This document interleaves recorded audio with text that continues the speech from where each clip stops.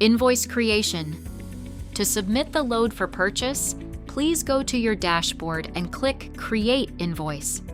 Enter the invoice number, choose a debtor, enter the reference number from the rate confirmation, and add the amount of the load.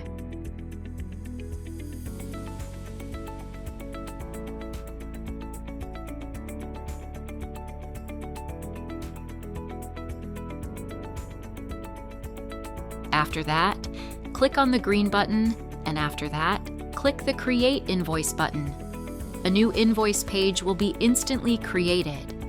After that, please go to Create Schedules and go to Add Files.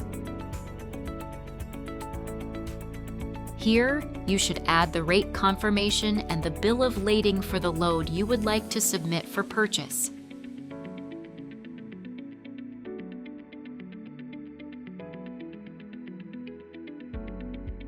Click on Upload File. After that, please select the load or loads that you would like to send for purchase and click on Process Selected. Compass will receive your loads for purchase immediately.